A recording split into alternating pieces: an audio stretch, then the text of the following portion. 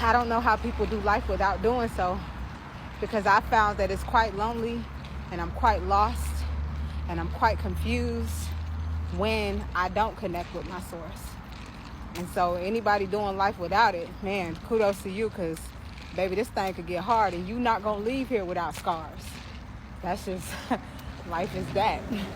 It will leave you physically, mentally, and emotionally scarred, as 50 Cent would say. And so you gotta have something to return to, some kind of practice to replace all of the distractions. So I'm usually the one who preaches consistency and discipline all the time. And I know I've been a little bit MIA from TikTok for the past several weeks, but I've just been taking time for myself to unplug a little bit and sorts to deal with, things that are happening in my personal world.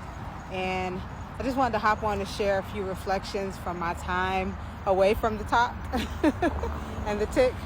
And maybe I'll get into the story time at a later date about some of the things I'm actually experiencing. And I think it'll be very beneficial to this community of intentional creators to hear from me and hear some of my own personal stories of how I alchemize and transmute and transform energies and things that are happening in my world. But for now, I will share that part of what I have come away with to share here with you today is that all things are possible. I know it's one of those cliche sayings, and those who are into the teachings of the Neville Goddards and law of assumption and just anything self-help, we hear it all the time, right? But for whatever reason, we can hear it and even learn of other people's success stories, but for whatever reason, you may not fully believe that it can happen for you, depending on what it is you are wanting to change or shift or make manifest. And I just want to echo that all things are possible. More and more each day, I'm gaining more understanding for how we exist in this 3D reality. And I credit a lot of this deepening of my understanding to Dr. Joe Dispenza. I've been heavily into his books again, particularly Becoming Supernatural, as I've experienced certain things in my reality and I've needed to deepen my understanding and my practice. But Dr. Joe's really helping me to understand how we really do create through thought and emotion and where we put our attention and our focus. And we only give that credit when it's the things that we want. We don't give it credit when it's the things we don't want. But I want you to know that we play a role in all of it. We play a role in all of creation. And so it's not about good or bad, I want, I don't want. It's whatever is within your awareness, your consciousness, whatever you are conscious of, whoever you are conscious of being, there is an identity tied to all of that.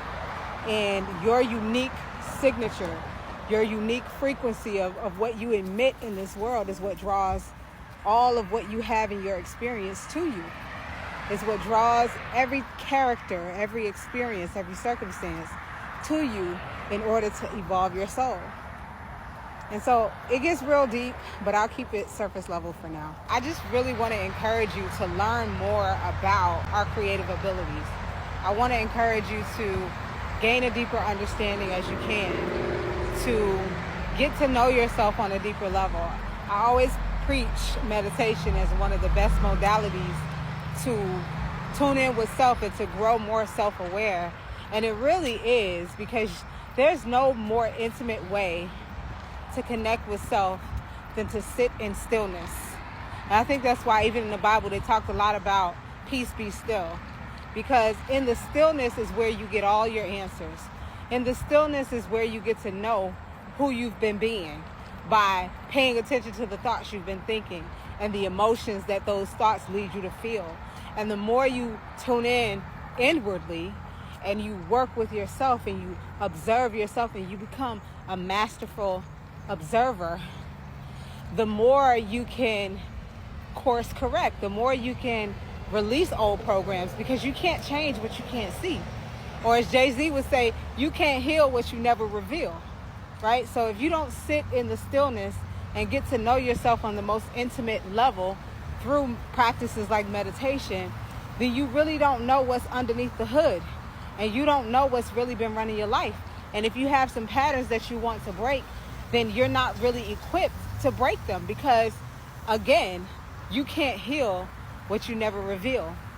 And I've been meditating for years now, and even in all my years, I'm still a baby in this practice, because I'm still learning how to go deeper, right? I'm still learning how to connect even further.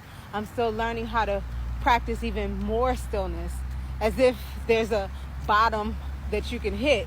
I really believe there isn't, because even the great masters continue to master themselves. They continue to practice, because there's no such thing as being perfect when you're human.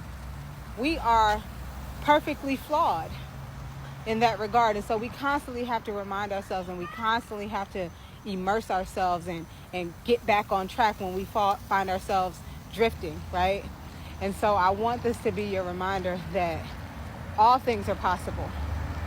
All things are possible. And if you are faced with anything that seems like an impossible situation, it's not impossible. It's possible because you are possible. And impossible situations are always just disguises. They are really opportunities. Opportunities for you to learn yourself, for you to know yourself, for you to be and peel back the layers of anything that isn't really you. And how do you get there? Through modalities like meditation. I feel like meditation is one of the greatest and most coveted practices of all humanity. I think those who really make it a part of their daily existence understand our true nature. They understand how powerful we are, how we have to harness our energy, and how we have to protect our energy. And one of the best ways to do so is, again, to know thyself, and to thine own self be true.